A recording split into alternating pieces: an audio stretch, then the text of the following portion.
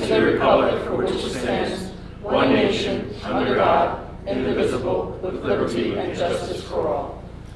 Just ask for a moment of silence as you think of those that are here and abroad that are serving us, and also if you have anyone that you would like to have thoughts and prayers. I know that we do. We have someone that we would like everyone to think about.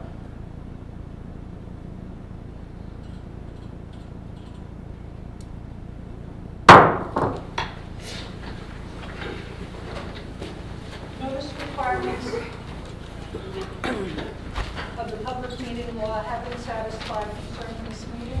The annual notice schedule was published in the Home News Tribune and Star Ledger on November 25th, 2022. A copy of the schedule was posted on the municipal bulletin board, and it should be noted in the minutes of this meeting.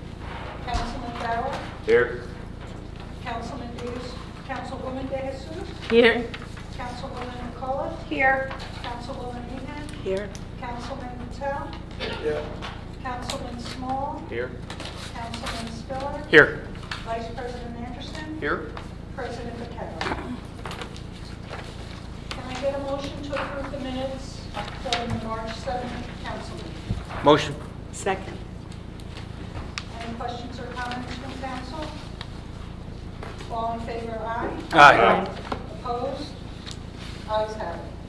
We're going to begin the meeting with one second reading of ordinance. Letter A is an ordinance adopting amendments to Chapter 2 entitled Administration, Police Department Personnel. Can I get a motion to take this ordinance up on second and third reading and the public hearing be open? Motion. Second. Any comments from council? Opposed? Ayes have it. The public hearing is now open on letter A. Letter A. We just have to vote. We have to say yes. We didn't say yes. Oh, I'm sorry. All in favor? Aye. Opposed? Ayes have it. Thank you. The public hearing is now open on letter A. Letter A open. Hearing no comment from the public, can I get a motion that the public hearing be closed, the ordinance be adopted, and submitted to the mayor for approval as required by law? Motion. Second. Any comments or questions from council? All in favor? Aye. Opposed? Ayes have it. All right, so we're going to take resolution number 1 at this time. Can I get a motion to approve? Motion. Second. Any comments or questions from council? All in favor? Aye. Opposed? Ayes have it. And tonight we have 5 first reading ordinances, letter B, C, D, E, and F. Can I get a motion that the ordinance be passed on first reading, published in the Home News Tribune on March 24th, 2023, with notice of the public hearing to be held on April 11th, 2023 at 6 p.m. Motion. Second. Questions or comments from council? All in favor? Aye. Opposed? The ayes have it. And now there are 33 items listed by resolution before you. Can I get a motion by consent to approve items number 2 through 33? I have just a comment. I'd like to ask the council for their support on resolution number 15, which is for the flashing light at Beekman and Inman Avenue in front of the library.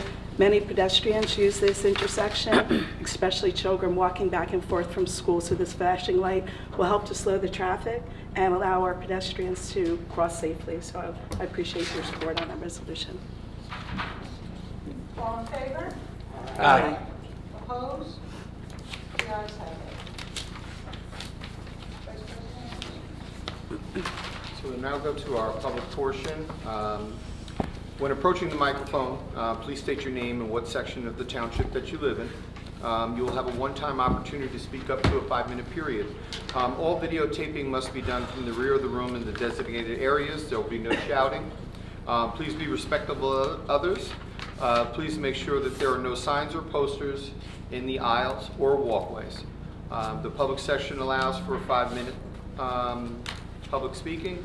The 5-minute time frame includes remarks by the speaker and a response to any interaction of the council administration, While there is a strict time-minute frame, the speaker will be allowed to complete the sentence if the time runs out during mid-sentence. Otherwise, there'll be no extensions or allotment during that time. Are there any of those who wish to? Good evening all. Scott Gorich, Woodbridge proper. And forgive me, I know I caught up with you quickly, Councilwoman McAuliffe. I owe everybody an email from when we debated on the Woodmont My Data. It's coming, life got busy, kids are sick, all that good stuff. So I have not forgotten any of you, but when you need a good night's rest, pull it up and read it. It'll be quite, exhilarating. I'm sure it'll be just enthralling reading, I'm sure. It was to follow up on the long discussion we had on the Metro Park one. I went back and looked at the video. I didn't really get a clear answer, and with Mr. Mitch out, I was just going to email him, but I figured today we're here, so I'll just ask. I know it doesn't require the ownership entities to disclose ownership below 10 or 9%, so the primary person, Eric Wilmot, owned 91% of the entity developing, but it doesn't disclose the other 9. How do I get access to understand who the rest of the ownership of that entity that's developing that property? I think that question, can I ask Mayor if you'd There like may to be some comment on that? information available at Secretary of State's office in New Jersey. I couldn't hear, I'm sorry. Secretary of State for New Jersey. Would have a full breakdown of the owner. Is that? I just don't know the Possibly, process. yeah. I don't know who does that. I don't know. I don't know. That's what I was I'm just suggesting curious. that most businesses have to register with the Secretary of State's Okay, office. that's that. I appreciate that. So I don't know who controls that. So now, thank you for that. And this doesn't. This is probably a question for the school board, but given that with the shared services agreement, with the referendum passing on redirecting the money to adding the addition to the school, the city just got. The school system just got 20 million in additional aid. I know the shortfall with the increased cost was 15 million. I'm sure I know the answer to this, but if the school's just got 20 more million, and can't we just now redirect 15 of that to pay the increased costs and build the new school? Has that been talked about, given that we started the process of building a new school? I know the referendum passed, which means I guess you'd have to then re-referendum it to redirect it to building a new school, so that probably answers that, but because I thought the increased cost was about 15 million, and that's why we didn't want to do it, which is a reasonable next step to now just build off of the existing school with the money we do have from the referendum. But since they got more money in state aid than the increased costs, I know the council, or at least the mayor or the council, if I remember, meets regularly with Dr. Massimino, said, has that been talked about? Or now that the referendum passed, we're just going to build off the existing school? So it is a Board of Education question, but I will just add that Woodbridge Township schools were underfunded for many years. So the S2 funding, there is a period of catch-up as well. So that's where, when you see 15 It's not just million, extra it's that we not could just accounting figure out to for- do something else with. Yeah, Okay, it's okay. not accounting So for it's a that. fair question, to say, I figured I thought that was an opportunity to do what they were originally going to do, but obviously they're just making up shortfall, right, essentially with it. And if I wished, because I wouldn't really prepare, I wasn't planning on coming, there was an example in an article that showed who got what in the state aid. Remember when we debated about, well, when population or enrollment falls, aid falls, there were a couple of towns where enrollment went up but aid fell, and I wish I had the names to tell you about that, because we debated that, but I just don't remember the names. It's in one of the articles. I'll email you on that. But I also have calls out to the state, I don't remember his name, to understand the full state aid formula. How does it calculate equalization aid, which is where pilots affect how they calculate who gets what and what's the shortfall. So I don't have a more robust talking point to discuss with you on that, but I just thought it was funny. There were a few towns where the enrollment and population went up, but the state aid still fell. It's very small, but it was a couple. Yeah, it wasn't in Middlesex County though. No, it was just, yeah, and it wasn't an Abbott district like Jersey City. I understand that there's fundamental differences there, but I wish I had written the names down to give it to you, but I'll follow up with you. I'll look for it myself. Yeah, that's somewhere out there. I think that's all. I don't think I have anything else. I appreciate it. Thank you. Thank you.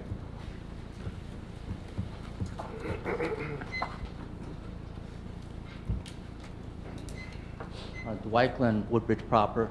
I have a question. Does the township get any money for towing? When there's a police call, do they get like a stipend or something for towing?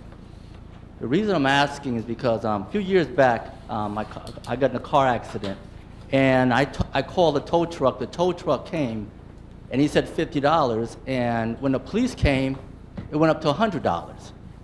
So a couple weeks ago, my mom's car broke down. We called a tow truck. The guy said $100, but when the police came and they towed the car, and the guy said, well, it's $100, but when we had to sit for a while, and then he said $150 after the police came. So I'm just curious if the township gets any type of refund for tow calls. I don't have the breakdown on that. Mr. Simuluka, would you be? Is Bob here? Comment, or actually, Director When Hudson? a private company tows, we get nothing from that. If we do the tow, we get paid. There are certain rates, though, for private companies that work for us, that they have to follow. So that may be, I don't know the full circumstances of your issue, but that may be the circumstance there where a police officer called them and they follow a chart set forth by the town council. Yes, because we called a tow truck. My tow truck was like 15 feet away from the tow, but when this one came, B&L towed him from Carteret. I don't know why they called from the other town, but he cut across and took the tow. And it went up it went up from $100 to $150. Yeah, so if you want, Director Hubner will speak to you. Okay. And probably see if they can work that out. Okay, thank you. Yep.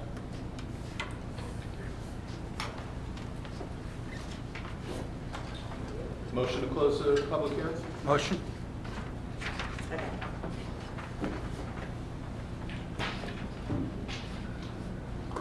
Paul Lund, Hope Lawn. Curious, just a minor thing, but there used to be a podium here. If I'm willing to donate a podium, I just think it puts speakers sometimes at a disadvantage. They want to prop something up. And it's already can be intimidating speaking before this body. So I just like you guys and gals to consider that. Secondly, I'd like to bring up that the Murphy administration is a bully. They have been bullying and cowing boards of ed to comply with these new sex standards, this woke ideology. We have someone on our school board who's bringing up the idea that it is proper to root out all racism in Woodbridge School District.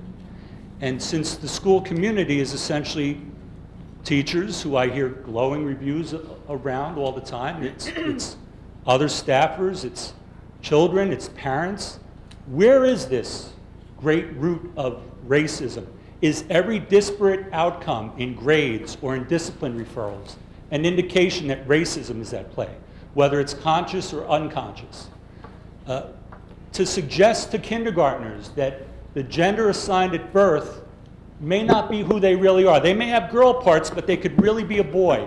I don't think I have to convince this body that boys can't be girls and girls can't be boys. And yet, our Board of Ed is knuckling under the Murphy administration, and neighboring boards of ed are saying no to it. They're listening to their constituents. Now, I bring it up here because even though it's supposed to be a nonpartisan body, we know that it's Mayor McCormick's team, handpicked, that are being installed onto the Board of Ed and perhaps even on the town council.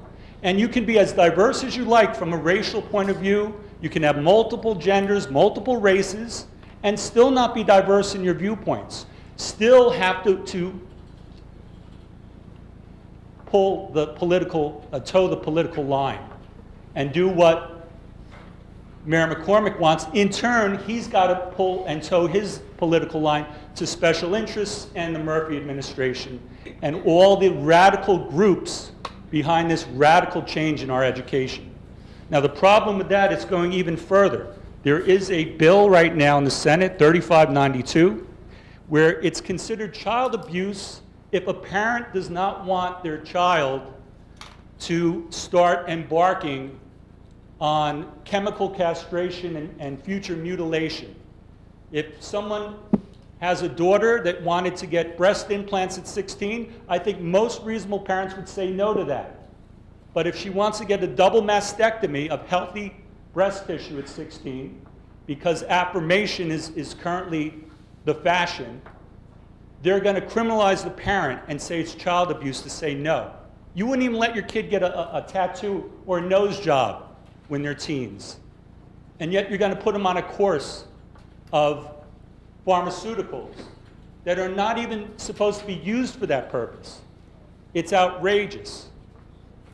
And now you have a new candidate named Mohammed and a fundraiser. Don't even know if he's an official candidate yet, but at Royal Albert's, you're going to have a lot of Indian Americans, you're going to have some Pakistani Americans who believe in traditional values, and you're going to make a pitch for another yes man, but he is your diversity pick. At least he represents Mohammed. You're going to bring him to the Royal Albert's Palace and parade him around. I'd like to know what his qualifications are. And by the way, what is the cutoff if we want to field Board of Ed candidates of our own who are going to be a counterbalance to this woke ideology? Anyone? Is it Tuesday?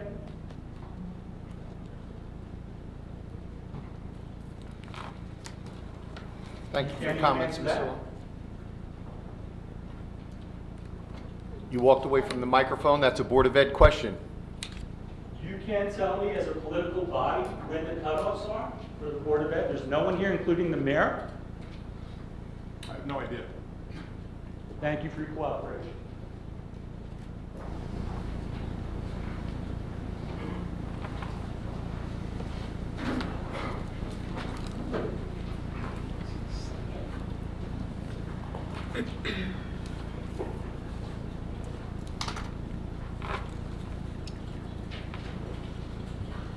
Good evening, Jimmy Dabrowski, Secretary, Perth Amboy Area Branch, NAACP.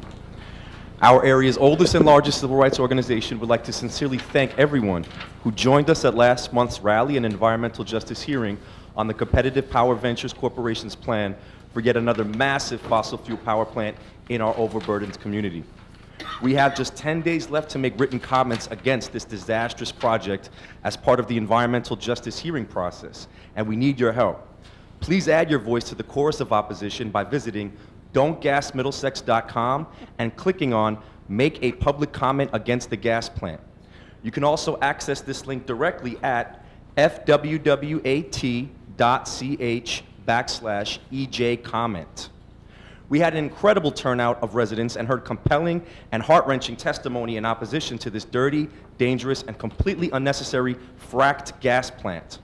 On March 1st, the very next day after the hearing, our campaign to stop the power plant once again hit the national media, and shortly thereafter the corporation was hit with a slew of air quality violations for their existing power plant in the Caseby section of Woodbridge.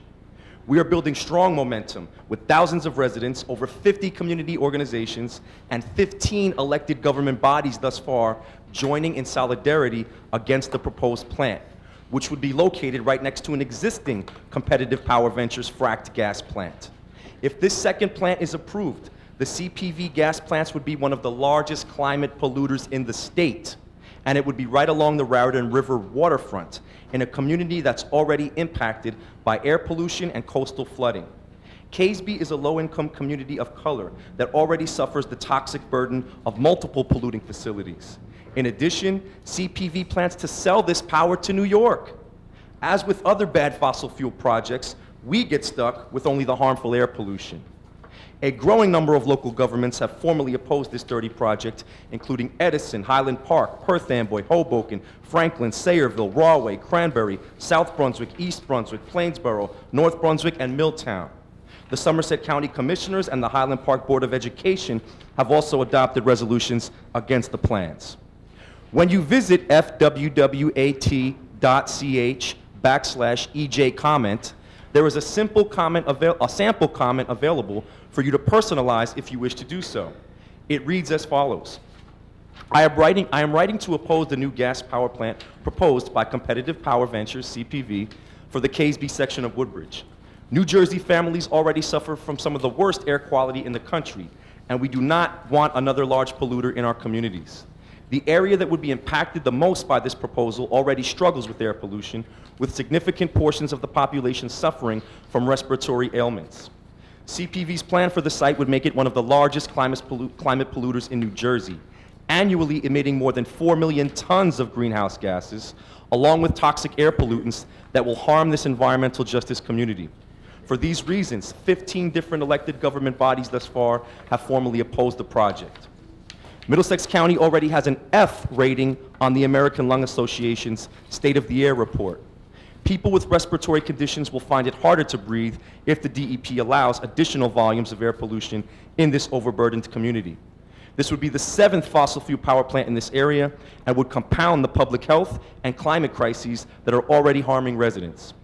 The DEP is currently allowing the applicant to move forward with these dangerous plans under an administrative order that does not include the most important protections of New Jersey's environmental justice law, which is intended to protect our most vulnerable residents from further disproportionate and unjust siting of polluting facilities in their communities.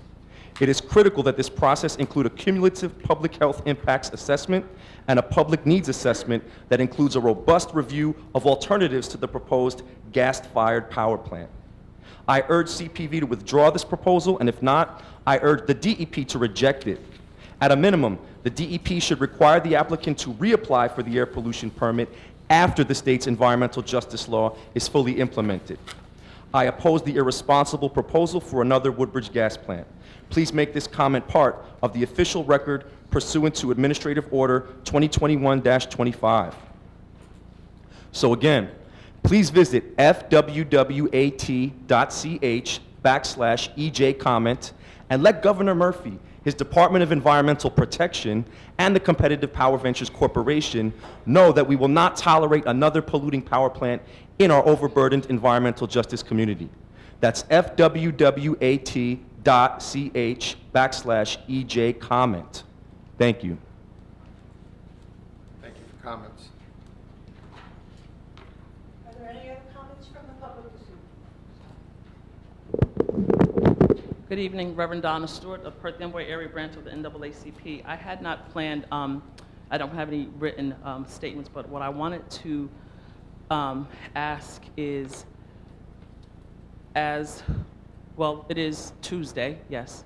It is March 21st, 2023, and we're not living in the Stone Age. We're not living in an area where people want things to be good. And like I said previously, when were things good and who were they good for? And people are using the word woke to be a weapon and to galvanize people into fear-mongering. If it wasn't for being woke, we wouldn't be here today because we all woke up.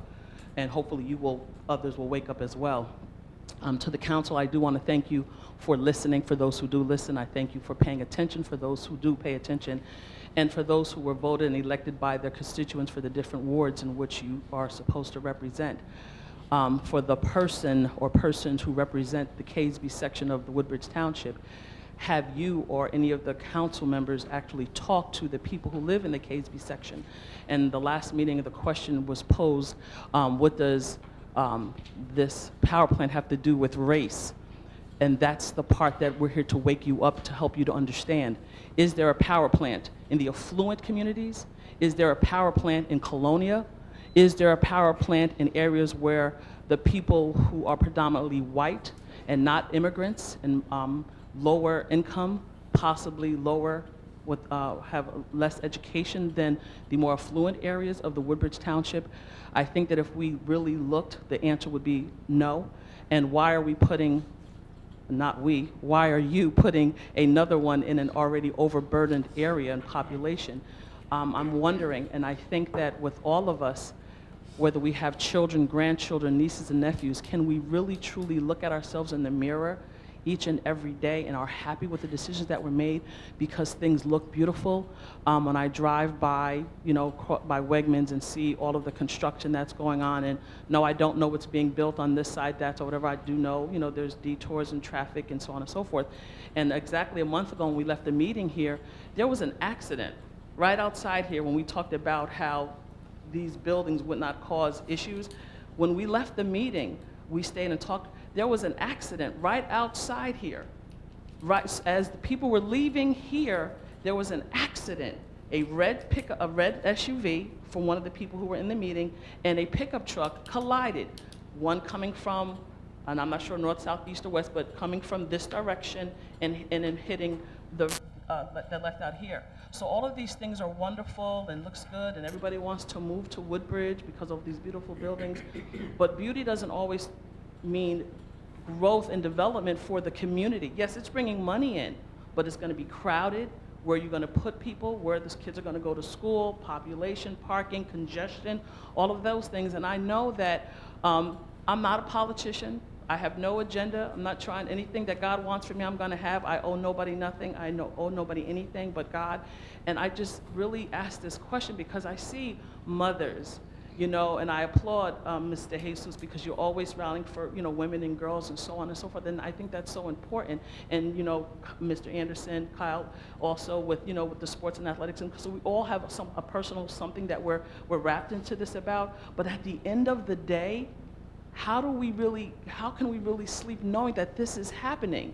Because it's not happening in the affluent areas. It's not. And are we really talking to people when it's not an election year to get re-elected? And I appreciate the mayor for his written statement, you know, that he gave last week, and I guess I can email to get a copy of that, because I played it over and over, you know, when I watched it, and I asked questions to the people that I came here with, and there were so many untruths. My grandmother taught me never to call anybody a liar. There were so many untruths that I heard when I heard it, so maybe I didn't hear it right, so I guess I'll email the mayor and get an actual copy of it. But my question as a human being who is black, and God chose me to be black. I'm a woman and God chose me to be a woman, but I chose to be a Christian. And even though there are enemies that I have that are in here, I still don't want you to breathe bad air. No matter how much I dislike you, I still don't want you to have problems with asthma and cancer. I still want you to breathe clean air in this so-called garden state, and we're supposed to be being better when it comes to air quality and things of that nature.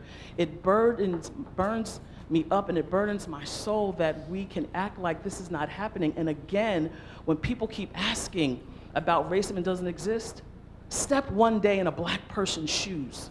Just one day. I dare you for one moment, because in still 2023, thank you, when you drive in Woodbridge, you automatically slow down because you know that being black in Woodbridge is not as safe as being black in Perth Amboy. Thank you. Reverend Donna, I want to thank you for your comments. I know some of the comments that were made before regarding woke and what that means, and decisions that we make here on the council, I know that they don't come easily. I know that there are decisions that I voted for, and you don't know until years later if that was the right decision or if it was the wrong decision. I know that I'm conscious of the fact that my children are growing up in this town, and my children's friends are growing up in this town, and I try to make every vote or every decision that I participate in, try to do that with that in mind, that people are going to be here many years after, and I know that my council mates think about that as well. There are sections of town where we're in an area where there's development because of the proximity to New York City.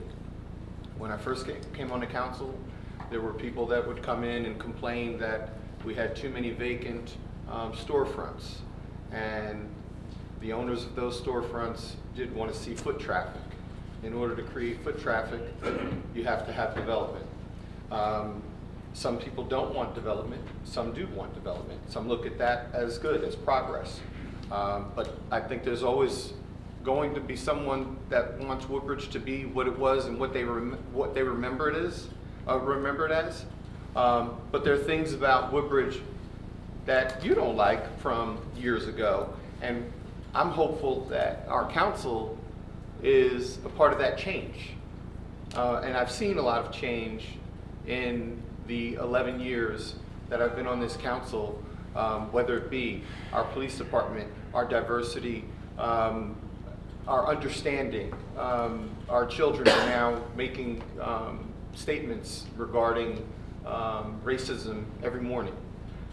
There have been changes because of the woke community coming into to our council meetings and into our Board of Education meetings, And I think that there's always good, but there's a need for balance. So I just want to thank you for your comments and let you know that I don't think that anyone on the council nor the mayor make any decisions without thinking about the entire community and the future of the community. Thank you. Mr. Patera? No opposed. John Vitale, Woodbridge. I got quite a few things to tonight, but I want to go back to the same thing. You want to go back to where? From the beginning, the best questions. Why us? We know we're going to be a big city. But look at the history of every other city around us. I'm talking from Asbury Park, I'm talking Elizabeth, Newark, Jersey City. What happened to them? They did it 50, 60 years ago, what we're doing today. And what's the outcome? Okay, Jersey City is happy because of the New York City, the view.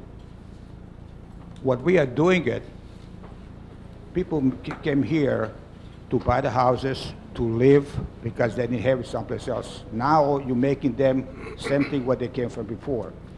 Let's go back on this new power plant this school built. The safest thing, the power plant. And the reason, it's only few of them to use gray water. And that's a poison water.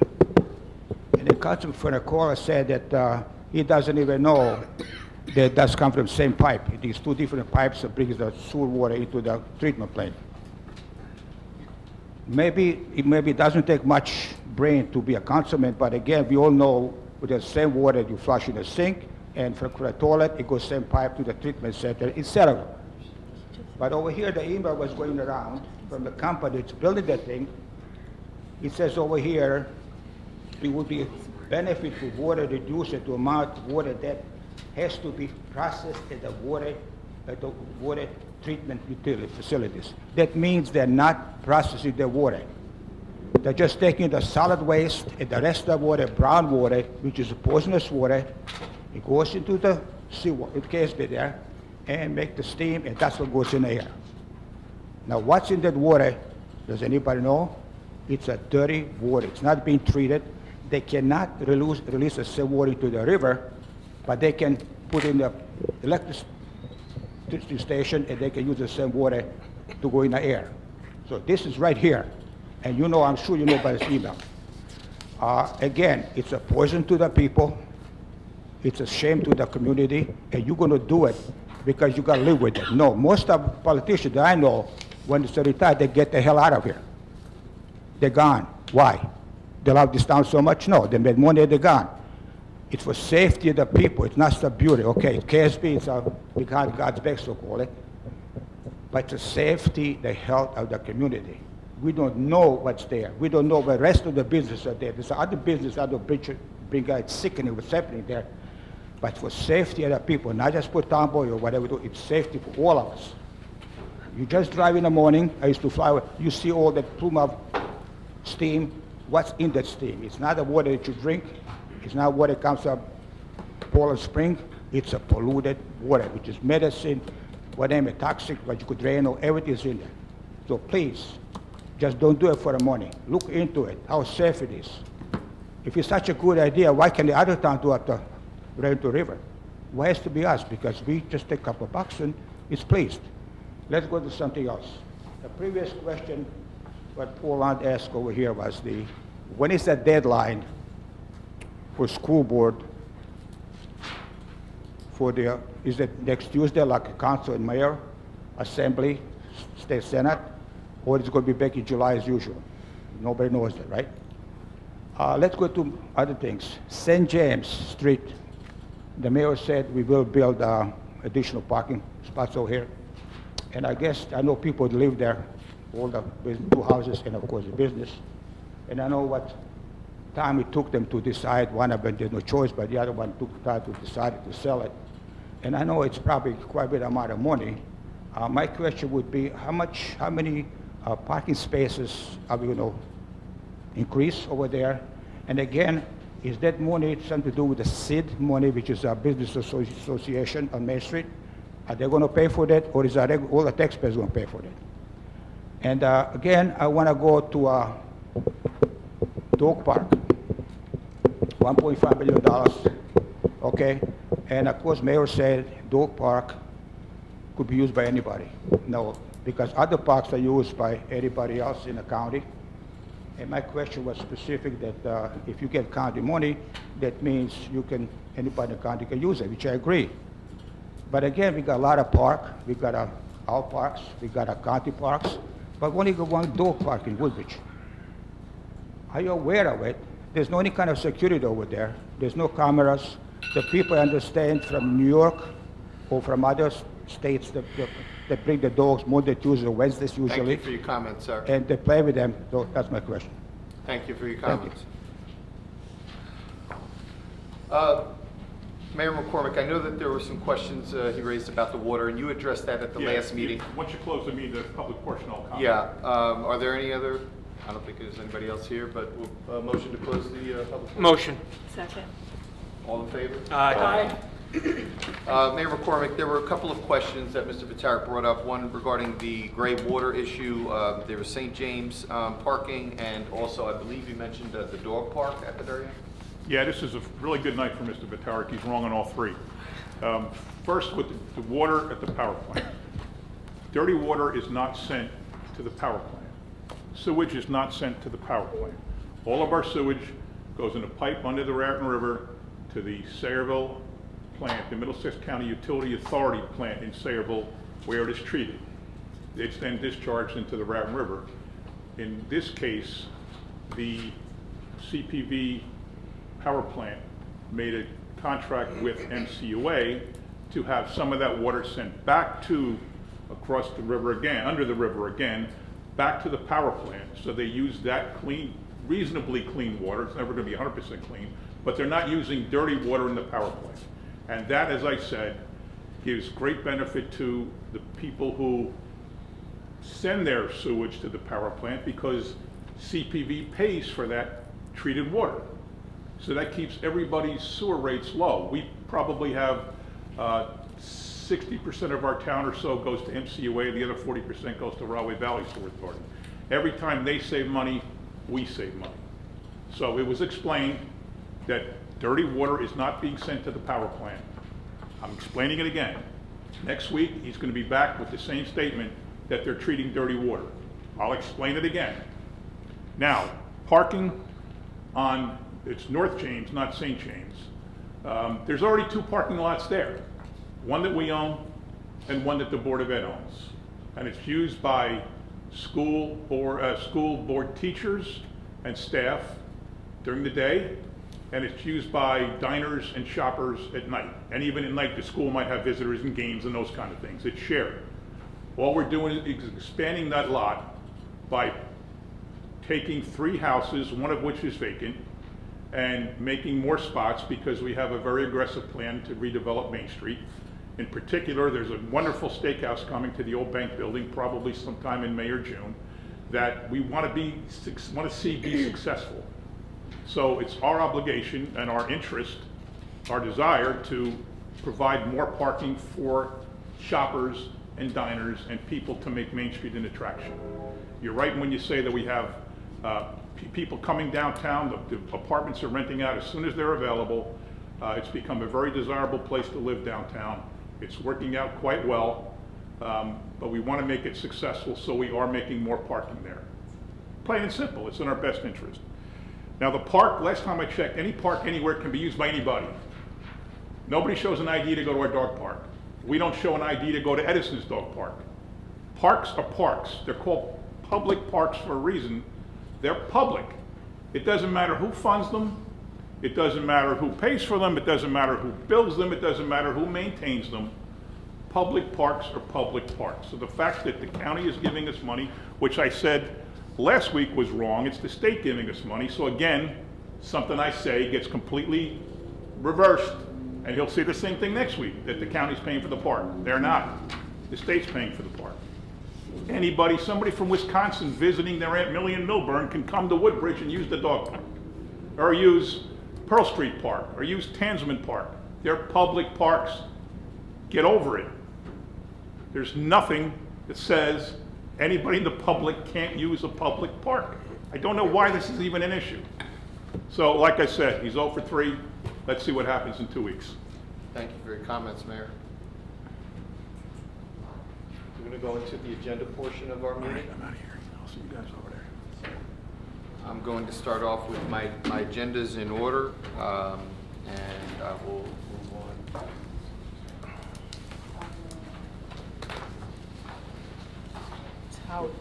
Howie. Councilman Bauer. Thank you, Council Vice President. My agenda's in order. I just have one announcement tonight. Forest Business Community Easter egg hunt will be this Saturday, March 25th. Rain date, hopefully not, will be April 1st from 12 p.m. to 2 p.m. We'll be starting at 411 New Brunswick Avenue, which is next to the BFW. Pick up your map, and participating businesses are included. And stop at all the businesses on New Brunswick Avenue for your goodies. Like I said, if it does rain, I'll post on social media. But as of right now, it'll be this Saturday, March 25th, from 12 p.m. to 2 p.m. So bring your children, and all children must be accompanied by an adult. That's all I have. Thank you, Council Vice President. Thank you very much. I will say, or maybe someone else, I will say that we had a very good time at the St. Patrick's Day Parade, and the community really showed up, and it was just a really fun time, and nice to see everybody back outside. I'm going to move along to Councilwoman DeJesus. Thank you. Item number 9, the Barron Arts Center. They're hosting the Jazz Lobsters on March 31st at live at Woodbridge High School, Friday, March 31st at 7:30 p.m. Again, that is the Jazz Lobsters.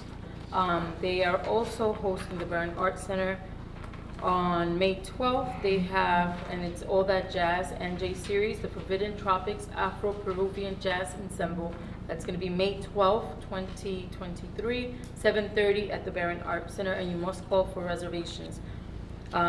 The spring lectures include Titanic, April 19th. Do not miss the exciting lecture that shows why the Titanic and all of its human drama is still relevant more than a century later.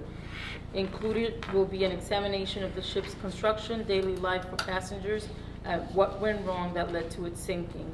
It's presented by historian Greg Caggiano, and reservations are essential. Call 732-634-0413. They are also hosting a garden variety, florals, gardens, botanicals, art exhibit at the Barron Arts Center on view from April 4th through May 4th. And again, you need to call the Barron Arts Center at 732-634-0413 for more information. And Woodbridge Treasures, preserving the past of Woodbridge Public Library, our local history captured in documents, pictures, and objects from the archives will be on view. Actually, you only have till this Friday, March 24th. It's been on view since March 3rd. That is all that I have. Thank you so much. Thank you very much. Councilman Small. Thank you, Council President. Number 2, Woodbridge Firefighters Local 290 would like to thank everybody that came out for their bowl-a-thon on March 4th to raise money for MDA.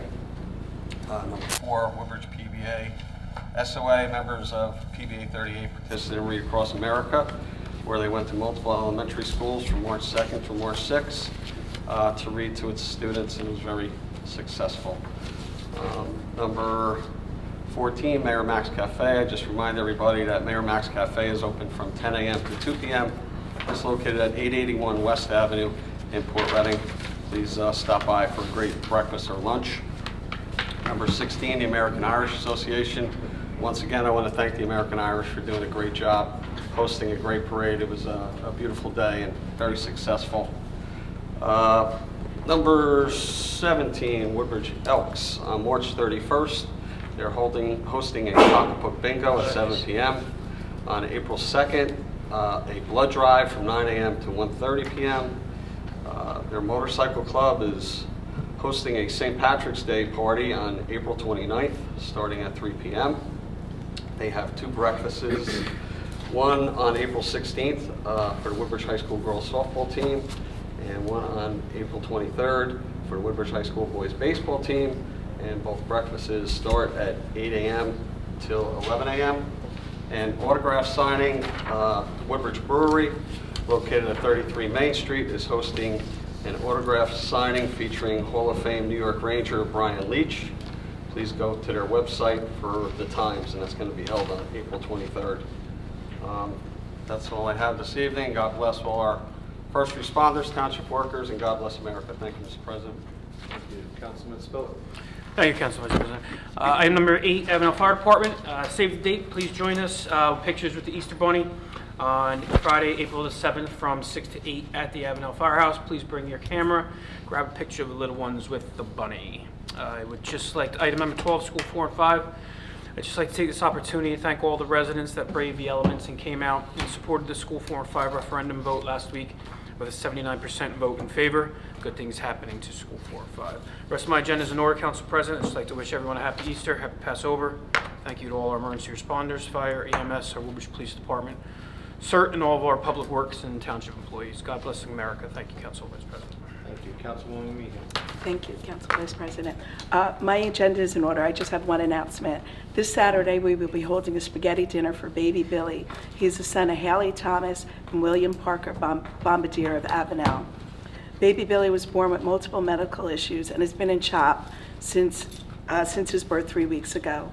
Both his parents have taken a leave of absence from their jobs to stay with their son. Though baby Billy is fighting very hard every day to get better, he still has a long road ahead before he can come home. The dinner will be held this Saturday, March 25th from 1 to 6 p.m. at the Colonia Fire Department. Dinners are $10 per person, children under 5 are free, and we do takeouts. If you can come and your day is open, maybe after Howie's Easter Bunny parade, you can come on over. We really would appreciate you coming over to support this family. We'll have a delicious spaghetti dinner prepared by the wonderful crew at the Colonia VFW, who always give so much to our community, all their time and energy they give to help people that they don't even know. So please come over, help us, and together as a community, we support this little baby and his family. Again, it's this Saturday from 1 to 6 at Colonia Fire Department. That's all I have this evening. Thank you. And I'd just like to add that we have 2 basketball players make all GMC. We had a number make all division, but only 2 made all GMC. One was Noah Taylor from Colonia High School on the boys' side, and Taylor Durkak on the girls' side. So congratulations to them, and we'll move along to Councilman Patel. My agenda is in order. Thank God. Thank you very much.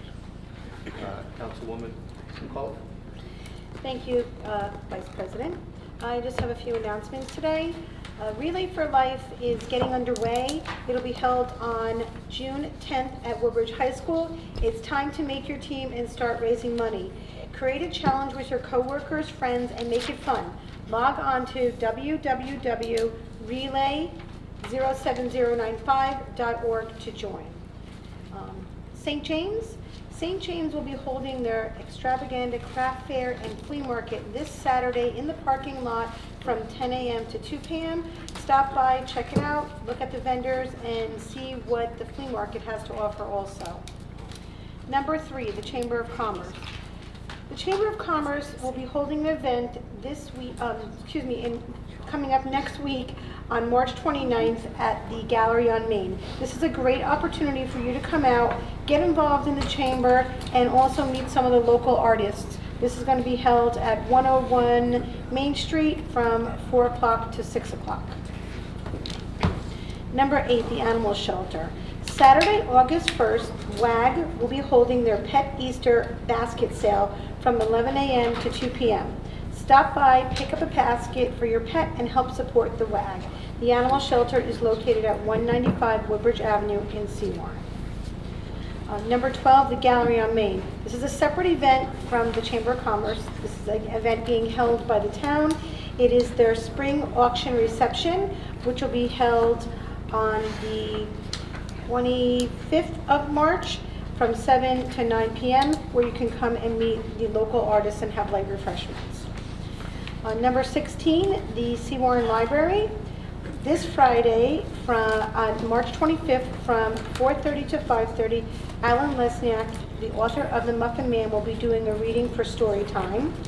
And it is Poetry Month. The library is asking people to come, put their poems up, and put them on display so that anyone can come in and read your poem from April 3rd to April 15th. And while you're there, don't forget to take your seeds with you and start your own garden. Not on the agenda, but 2 comments. Woodbridge High School Marching Band will be holding a clothing drive. It's time for spring cleaning. Drop off your gently used men's, women's, and children's clothing at Woodbridge High School door number 14. This will be held on Monday, April 10th from 4 to 7, Tuesday, April 11th from 10 to 2, and Wednesday, April 12th from 9 to 12. Also, Rebuilding Warriors, which is an event that helps recovering soldiers. They give a dog out every year to a soldier in need. This event will be held on May 7th from 2 to 7 at the Headliners in Neptune. If you've never gone to this event, it's a great event to go to, and it's an emotional experience for the recipient of the service dogs. So it's a really nice thing to go to, and if you can't make it, they're always accepting donations, so please feel free to help them. That's all I have. Happy Ramadan, happy Easter, and that's all I have tonight. Thank you. Thank you. Mr. Simaluka? The clerk's, Sorry, yes, clerk's office. Sorry. the clerk's agenda is in order. Thank you. Mr. Simaluka? Thank you, Council Vice President. I have several items on my agenda tonight. I have a tax and sewer overpayment. I have a parking refund. I have a proposal for the Land Conservancy for flood assistance. And I have a few add-ons. I have a DPW structure contract repair. And I have an engineering change order from CME Associates on the Route 9 Main Street improvements. Thank you, Council Vice President. Thank you. Mrs. Darden? Thank you, Council President. Nothing this evening. Director Huff? Thank you, Council Vice President. Nothing this evening. Mr. Brew? Thank you, Council President. My agenda is in order. Legal? Thank you, Council Vice President. Motion? Motion. Second.